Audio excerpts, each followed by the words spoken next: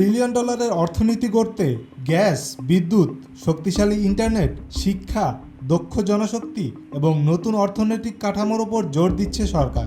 আর এসব বাস্তবায়নে দেশের মানুষের কাছে 2 বছর সময় চাইলেন অর্থ ও পরিকল্পনা মন্ত্রী আমির খসরু মাহমুদ চৌধুরী। 21 জুন রাজধানীর এক হোটেলে সিপিডি বাজেট সংলাপ 2026 শীর্ষক এক আলোচনা সভায় বক্তব্য দেওয়ার সময় এই সময় চান অর্থমন্ত্রী। অর্থমন্ত্রী আরও বলেন, মাত্র 2.5 মাসে বাজেট প্রস্তাব তৈরি করা হয়েছে। এবার গুরুত্ব দেওয়া হচ্ছে বিকল্প অর্থায়ন, বাজারভিত্তিক অর্থনীতি, দক্ষ জনশক্তি, এসএমই, আইসিটি এবং ক্রিয়েটিভ অর্থনীতিতে। একই সঙ্গে শিক্ষা ও স্বাস্থ্য খাতে ব্যয় বাড়ানোর পরিকল্পনার কথাও জানান তিনি। একটা বাজেট প্রক্রিয়া হচ্ছে 6 মাসের প্রক্রিয়া লাগে। আমরা 1.5 মাসে বাজেটটা করতে হয়েছে, অনলি 1.5 মাসের মধ্যে বাজেট করতে হয়েছে।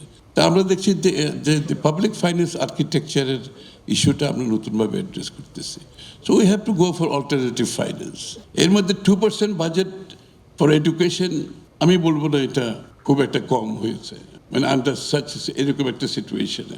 But 5% is our target. আমরা বলেছি তো এটা ক্রমান্বয়ে আমরা ইনক্রিমেন্টালি আমরা 5%-এ চলে যাবো। I hope at the end of our this tenure আমরা 5%-এ যেতে পারবো। সেম উইথ দ্য হেলথ, আমরা বলেছি হেলথে আমরা 5%-এ যাব। আমাদেরকে 2 বছর সময় দিতে হবে।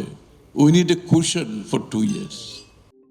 আগের সরকারের রেখে যাওয়া প্রায় 1300 প্রকল্পের বোঝা নিয়ে বর্তমান সরকার কাজ শুরু করেছে বলেও জানান অর্থমন্ত্রী। তিনি বলেন, অনেক প্রকল্প বাতিল করা হয়েছে, আবার অনেকগুলো বাস্তবায়নও চলছে।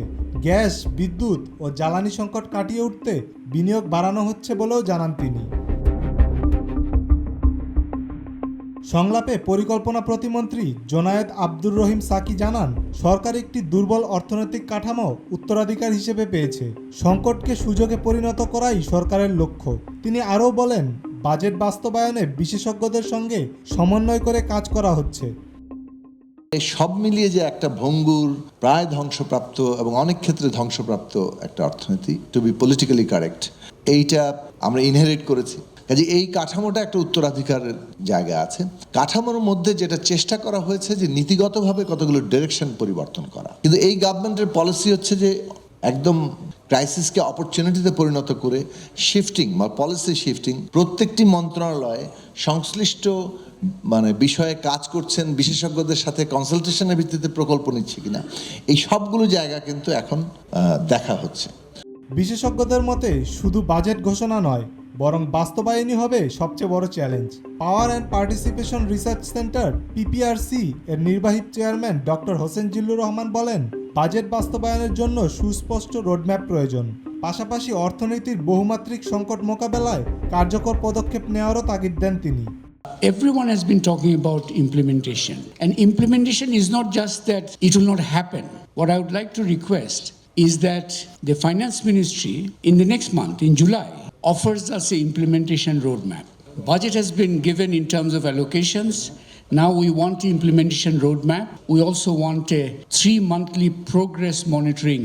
And from our side, from the civil society side also, I think we should help in terms of the particular type of indicators on which progress has to be mapped.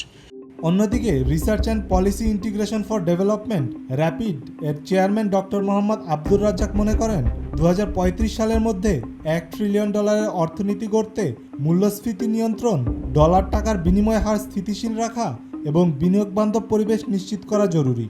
Bangladesh should be able to achieve the $1 trillion target by 2035 with an investment GDP ratio of only about 28%. I repeat, only about 28%. If we're able to stabilize the economy, that means low inflation and making sure that our taka-dollar exchange rate is going to be stable. অর্থনীতির দুর্বল ভিত মেরামত, budget বাস্তবায়নে দক্ষতা বৃদ্ধি এবং দীর্ঘমেয়াদী সংস্কারের প্রতিশ্রুতি দিয়েছে সরকার। তবে অর্থনীতিবিদদের মতে এসব উদ্যোগের সফলতা নির্ভর করবে বাস্তবায়নের গতি, নীতির ধারাবাহিকতা এবং জনগণের আস্থা অর্জনের ওপর। Salman Rahman, the financial express.